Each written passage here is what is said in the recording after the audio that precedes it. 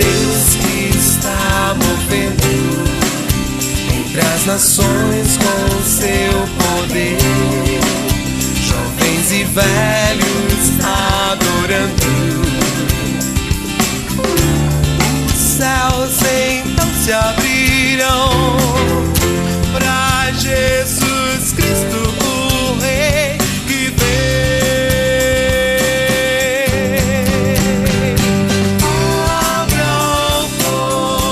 Que a graça e a paz do nosso Senhor Jesus esteja adentrando na sua casa. Está entrando no ar mais um programa, O Caminho da Vida. Quero chamar a sua atenção para o nosso programa de hoje. Nós estamos na nossa série de estudos sobre a revista Didaquê, Desafios da Atualidade. O tema do nosso programa hoje é o cristão e a superstição. Está baseado na segunda carta do apóstolo Paulo ao jovem pastor Timóteo, capítulo 4, versículos 3 e 4, que eu vou ler para você. Diz o seguinte: pois virá tempo em que não suportarão a sã doutrina. Pelo contrário, sentindo coceiras nos ouvidos, segundo os seus próprios desejos, juntarão mestres para si mesmos. Eles se recusarão a dar ouvidos à verdade, voltando-se para mitos. Você tem sido preconceituoso, ou melhor, supersticioso? Você tem sido um cristão que é carregado de superstições, carregado de crendices? É sobre isso que nós vamos falar hoje no nosso programa Caminho da Vida. E eu espero que o programa de hoje abençoe o seu coração profundamente. Vai estar conosco pastor Luiz Henrique, pastor Eliseu, sempre trazendo o enriquecimento do conhecimento da palavra para abençoar a sua vida. Nós vamos agora para um pequeno momento de intervalo comercial e já nós voltamos com o programa O Caminho da Vida. Fique conosco.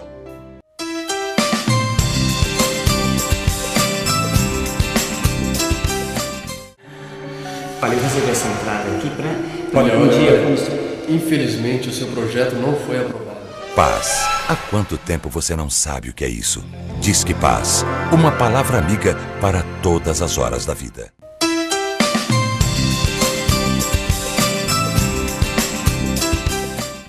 Estamos de volta com o programa Caminho da Vida. Eu espero que o programa de hoje possa abençoar o seu coração.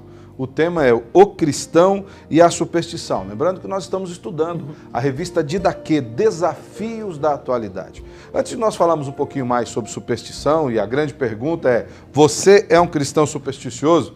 Eu tenho algumas colocações que foram anotadas na revista aqui, que eu quero que você preste atenção. Por exemplo, matar gato atrasa a vida por 7 anos? Sexta-feira 13 é um dia de azar? Sonhar com enchente é sinal de desgraça na família? Sair da cama e pisar primeiro com o pé esquerdo no chão dá azar para o resto do dia? Será que essas são verdades? Será que tem muito cristão que pensa desse jeito? Cristão que bate na madeira para isolar? Segundo o dicionário Wise, superstição é a crença ou noção sem base na razão ou no conhecimento, que leva a criar falsas obrigações, a temer coisas inócuas e a depositar confiança em coisas absurdas. Você tem sido assim? Primeira pergunta que eu quero fazer para o pastor Eliseu. Pastor Eliseu, é lícito ao cristão praticar simpatias, aceitar benzeduras, orientar-se por horóscopos e até mesmo preocupar-se com essas superstições que já falamos aqui? Nós já falamos, meditamos aqui em Atos 4:12, que diz Sim. que não tem nenhum outro nome que pode salvar abaixo do nome do nosso Senhor Jesus Cristo. Então é totalmente ilícito, porque acreditar em superstição é entregar a sua fé, como o pastor leu no dicionário, a coisas inócuas, ou seja, você entrega a sua fé a coisas que alguém inventou, e como eu disse, estou repetindo sempre, esse é um programa que acredita na palavra de Deus, na Bíblia como palavra de Deus. Então coisas que estão fora da palavra de Deus não podem ser levadas para o campo da fé por parte daqueles que dizem acreditar na Bíblia. Pastor Luiz, o que ensina a palavra de Deus sobre o medo ou sobre a confiança que alguns cultivam em relação a objetos de religiosidade pagã? Por que os verdadeiros filhos de Deus não aceitam essa superstição? Por exemplo, rosa ungida, vassoura de varrer demônios, saquinho de construção ungido, água ungida e essas coisas mais. O pastor Eliseu está doido de vontade de falar também, mas participa aqui junto com o pastor Luiz. Uma das coisas que a gente percebe é que, por exemplo, o apóstolo Paulo, quando ele escreve para os romanos, no primeiro capítulo aos romanos, ele critica o fato das pessoas retirarem a fé do Criador e colocar na criatura. Tudo aquilo que toma o lugar de Deus, tudo aquilo que faz com que nós tenhamos mais fé em algo do que em alguém, no caso Deus, ele ocupa o lugar de Deus, ele passa a ser um pequeno Deus. Então Deus torna-se concorrente disso. E Deus não aceita esse tipo de concorrência. Então, em Romanos 1, por exemplo, Paulo é duro ao criticar aqueles que trocam o Criador pela criatura, ou a criatura pelo Criador. E quando a gente vai ver, por exemplo, quando Paulo escreve acerca do fruto da carne, ou melhor, dos frutos da carne e do fruto do Espírito, em Gálatas capítulo 5, nós vemos que no capítulo 5, versículo 19, ele começa a descrever os frutos, as obras da carne. Sim. E quando chega no versículo 20, ele diz que uma das obras da carne, por exemplo, é feitiçaria, idolatria, são questões que colocam, dão muito coisas mais ao lugar de importância a isso. Dão a importância que deveria dar para Deus, dão para coisas. E a gente percebe que tem muitos crentes que temem esse tipo de coisa, né, pastor? O texto que o pastor Luiz Henrique disse é o Romanos 1, 24, 25, eu quero ler aqui, essa versão que eu tenho aqui, diz: por isso, Deus os entregou nas concupiscências de seus corações, a imundície para serem os seus corpos desonrados entre si, pois trocaram a verdade de Deus pela mentira, e adoraram e serviram à criatura antes que ao Criador, que é bendito eternamente. Amém. Eu ri no início, porque você listou aí umas coisas que nós temos visto na mídia o tempo todo. Uma coisa que tem que ficar bem clara, que nós não estamos criticando a igreja de ninguém. Nem denominação alguma. Nem denominação alguma. Nós estamos falando de coisas que nós temos visto e que estão dentro de igrejas evangélicas, mas que não tem respaldo na palavra de Deus. Não tem a ver com o Evangelho, com a Bíblia, com as Escrituras, né? Exatamente. Algumas crenças, inclusive, a gente acaba encontrando sinais delas dentro dos membros das nossas próprias igrejas, e é até mesmo para esses que a gente está falando nesse momento. A gente percebe que tem havido um certo sincretismo. As pessoas começaram a copiar muito mais a Umbanda e outros elementos da religião por aí fora do que a palavra de Deus. E aqui mais uma vez falando, você é livre para crer naquilo que você quiser. O nosso programa é fundamentado na Bíblia, então por conta disso nós nos valemos daquilo que diz as Escrituras. E já que você falou da Bíblia, eu citei Gálatas 5, 19 e 20, mas o 21 ele fecha.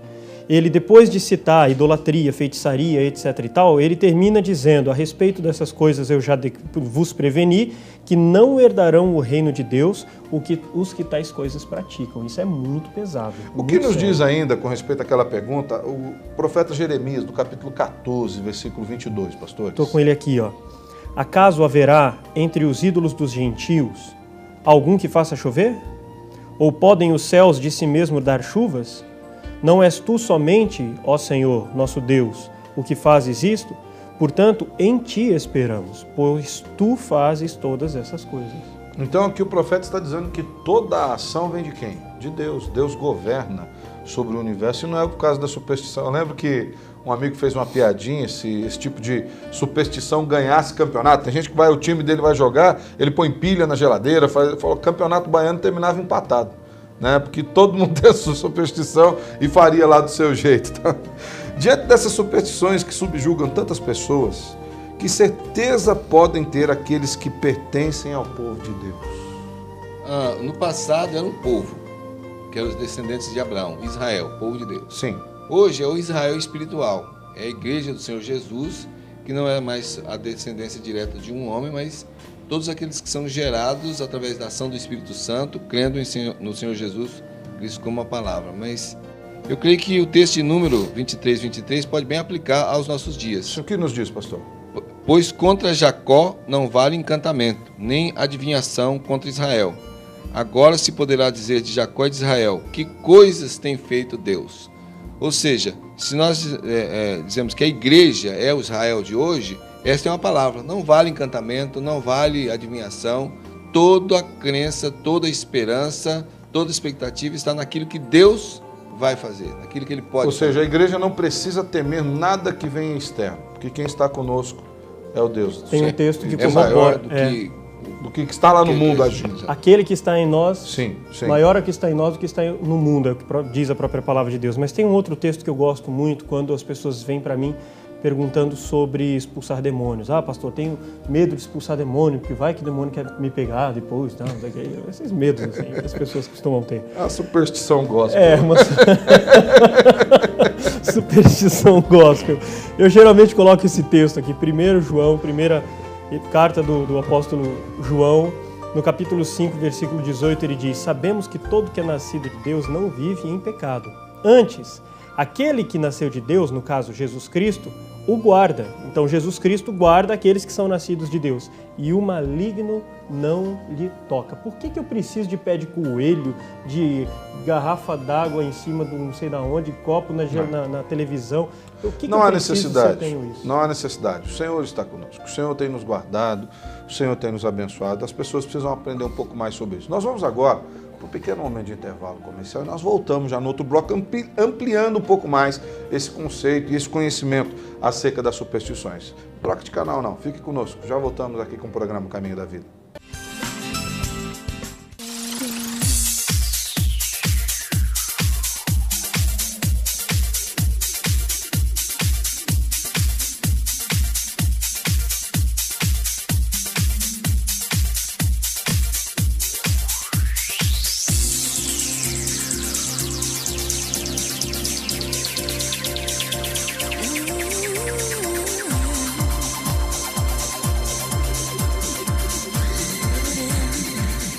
Olá, eu quero fazer um convite a você. É a primeira caravana da Igreja Presbiteriana de Maringá rumo a Roma, Egito e Israel. Será dos dias 12 a 23 de janeiro de 2015. Não é complicado. Ligue agora 015 30 32 02 31 e obtenha todas as informações, as facilidades para que você possa viajar conosco. Não é uma caravana exclusivamente da Igreja Presbiteriana. A Igreja Presbiteriana está promovendo esta viagem, mas nós estamos recebendo na mesma irmãos, amigos que queiram compartilhar conosco desses dias inesquecíveis. Ligue agora 015 30 32 02 31 e venha viajar conosco.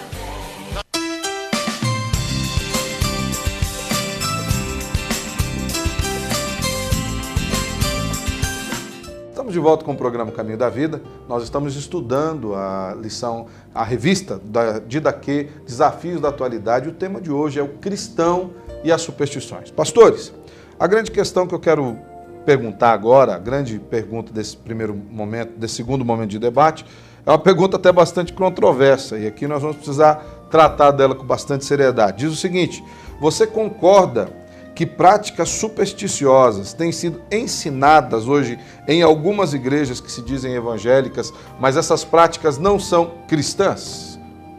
E eu vou ampliar a pergunta. Se concorda que existem essas práticas, quais algumas práticas que nós poderíamos listar aqui? Aconteceu comigo, por exemplo, numa reunião de oração. Uma senhora chegou com uma camisa, que era do filho, que estava desempregado, e ela queria que eu orasse e ungisse aquela camisa para levar, para que o filho vestisse e conseguisse um emprego. E eu perguntei a ela onde ela tinha aprendido isso. Ela disse que da igreja, de onde ela tinha vindo, que era comum as pessoas levarem, então, roupa das pessoas doentes, das pessoas que estavam em dificuldade e tal, porque lá disseram que isso estava escrito na Bíblia.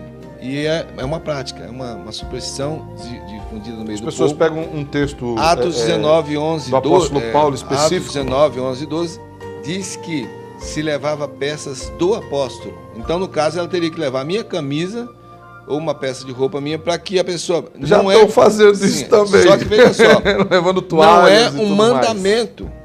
Está escrevendo o que acontecia com Paulo ali, o poder de Deus se manifestando dessa forma.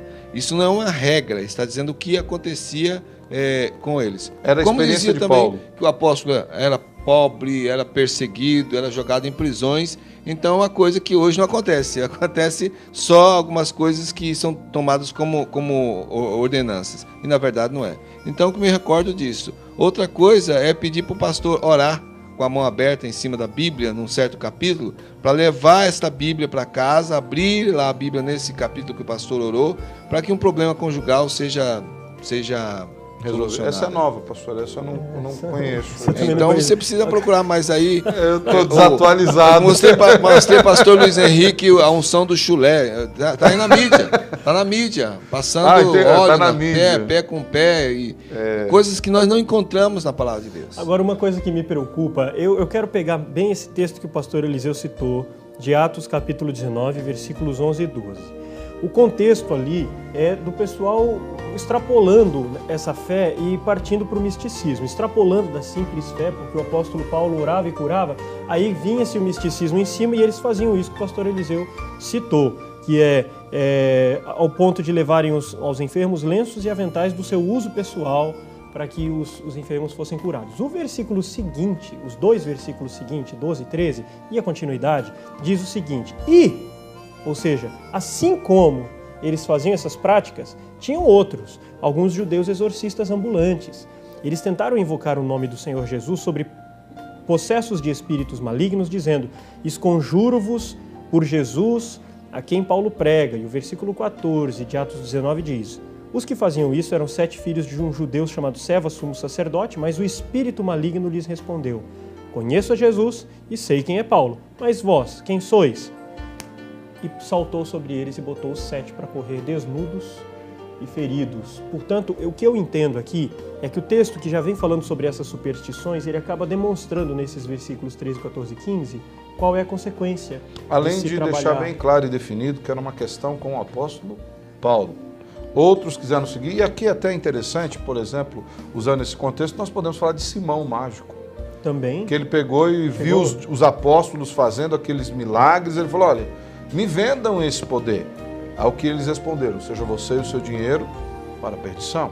O poder de Deus não está à venda, não se compra. Deus não é manipulável. Na verdade, não eram os apóstolos que manipulavam a Deus, era Deus quem usava os apóstolos com poder e graça. Não vinha dos apóstolos para Deus como determinação, mas vinha de Deus para os apóstolos como obrigação. O apóstolo Paulo chegou a dizer: ai de mim, se eu não pregar o evangelho. E quando fala em pregar o evangelho, é a obra completa que ele fazia. Ai de mim se eu não for para a cadeia, ai de mim se eu não falar a verdade, ai de mim se eu não curar os enfermos que vierem, ai de mim se eu não fizer aquilo que Deus mandou eu fazer. Ou seja, não era Deus que estava submisso à vontade de Paulo, era Paulo que estava submisso à vontade de Deus. E o que a gente percebe é que sempre a crítica de Deus, através de um ato como esse aqui, dos 7 filhos de Seva tomarem uma surra dos espíritos imundos, ou de Simão ter sido destinado à perdição, o que acontece é a crítica do evangelho para as pessoas que querem se aproveitar da fé, querem mercadejar com essa fé para tirar benefício. E essa crítica é muito válida para hoje. Portanto, e as pessoas usam principalmente essa questão da superstição e vendem objetos, né? Vendem as rosas, vendem o sal, vendem o óleo, vendem a água, ou seja, tudo aquilo que é passível de que haja que seja um elemento supersticioso, as pessoas acabam comprando. E o que dizer ainda, pastores, de crentes que têm usado a Bíblia como ferramenta de superstição? Eu não sei se você já entrou na casa de alguém com o Salmo 91 aberto. Não pode tirar daí. As páginas estão até amareladas no Salmo 91. O que dizer disso? A Bíblia tem poder por estar aberta na casa de alguém ou em alguma repartição, em alguma situação? A Bíblia tem poder estar aberta no coração, na vida da pessoa. O conhecimento. Eu estou para dizer que de repente você pode chegar e tampar aquele salmo e perguntar: o que está escrito aqui? Você não vai saber, ela está abrindo ali como um amuleto, mesma coisa que de repente um pé de coelho, alguma coisa para dar sorte. A Bíblia está daquele jeito para dar sorte. Eu estava lendo que em alguns lugares aí, com a super evangelização que está sendo feita nas cadeias e tudo mais, e que tem que ser feita mesmo, mas às vezes a coisa é passada de um jeito que não é bem como deveria ser. Então alguns presos que fogem, por exemplo, levando a Bíblia para se protegerem, ficar com o corpo fechado, para a polícia não prender e tudo mais. Isso é matéria de jornal. Então, a Bíblia em si, ela é um livro. Esse livro não tem poder nenhum. É papel, agora, é tinta. É papel, é tinta. Agora, o Espírito Santo inspirou essa Bíblia e ele ilumina nossa mente hoje para nós entendermos. É assim que já podemos até antecipar já a conclusão, uma pessoa pode se libertar de superstição e de crendices, conhecendo a Bíblia, conhecendo a palavra. Jesus diz: conhecereis a verdade e a verdade vos libertará. Então, a Bíblia tem sido usada, sim, como um amuleto, muitas vezes. Então, na verdade, não há, em vez de usar-se a Bíblia para buscar conhecimento, usa apenas como um símbolo de uma superstição, igual nós falamos no começo, inócua, sem sentido. No Antigo Testamento, uma das coisas que nós percebíamos é o povo querer se aproveitar da Arca da Aliança, que era o sinal da presença de Deus, e eles acharem que a simples presença da arca em algum local faria com que eles ganhassem uma guerra, por exemplo, algumas coisas assim. E Deus é duro nesses assuntos, porque se tornava um misticismo, e a gente está fazendo o mesmo com a Bíblia. A gente dá para ela um poder mágico, supersticioso, que ela não tem, quando o poder que ela efetivamente tem é nisso que o pastor Eliseu transformar falou. corações. Quando ela é lida. Na igreja, você falou na igreja do pastor Eliseu tem uma frase ali no corredor, lá embaixo, no corredor de acesso às salas: o diabo não tem medo de Bíblias empoeiradas. Exatamente. E é mais pura verdade. A Bíblia, ela por si só não tem poder nenhum. Ela só tem poder quando ela é lida, traduzida em vida e muda a nossa existência. Isso sim. Pois não, Eliseu, você ia comentar? Não, tem um texto de 1 João 5,20. Sim, pastor. Que diz assim, 1 João, primeira epístola, primeira carta de João, capítulo 5, versículo 20, que diz assim: também sabemos que o Filho de Deus é vindo e nos tem dado entendimento para reconhecermos o verdadeiro. E estamos no verdadeiro em seu Filho, Jesus Cristo. Esse é o verdadeiro Deus e a vida eterna. Amém. Somente mesmo a crença firme em Cristo Jesus é que pode nos dar o discernimento de entendermos. O pastor Luiz Henrique falou da arca no passado, mas hoje tem se trazido novamente elementos do Velho Testamento como a arca para serem tocados, para serem de alguma forma usados para dar... A fé tem se tornado muito judaizante, né? As pessoas têm que seguir alguns rituais sem os quais elas não têm acesso a Deus. E na verdade a Bíblia diz que o único acesso a Deus não é por ritual algum. O único acesso a Deus é por intermédio de Cristo Jesus. O véu Amém. já foi rasgado. Aleluia. Amém. O véu já foi rasgado. Eu espero que você possa ter sido abençoado com o nosso programa de hoje. Eu espero que, se você ainda tinha alguma superstição, algum medo no seu coração, que você possa aproveitar o tempo de hoje para levar isso para Jesus e saber que o Senhor Jesus pode te abençoar profundamente. A gente vai para mais um momento de intervalo comercial e nós voltamos aqui com uma oração do pastor Eliseu que vai abençoar a sua vida. Fique conosco aqui no programa O Caminho da Vida.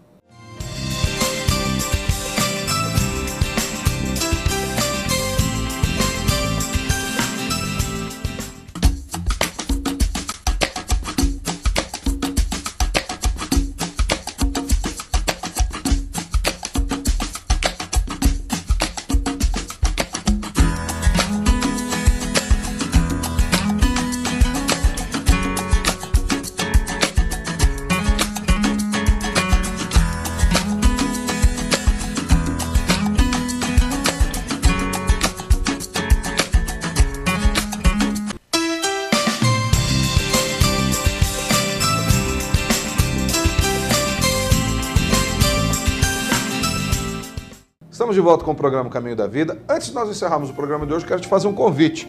Você que é aqui de Maringá, da região, próximo ali ao Jardim Alvorada, você está convidado a participar conosco nesse domingo, dia 12, a partir da 1h da tarde, do 7º Happy Day. Vai ser ali na Alameda Dr. João Paulino, 106, na frente da Igreja Presbiteriana do Jardim Alvorada. Vai ter doce, bolo, brinquedo, tem mais de 200 brinquedos para distribuir para as crianças e tudo mais. Eu espero que você esteja ali divertindo-se conosco e recebendo a palavra de Deus, tá ok? Fica agora com a oração do pastor Eliseu. Nós voltamos na semana que vem com o programa O Caminho da Vida. Que Deus abençoe o seu coração. Onde eu posso ouvir tua voz.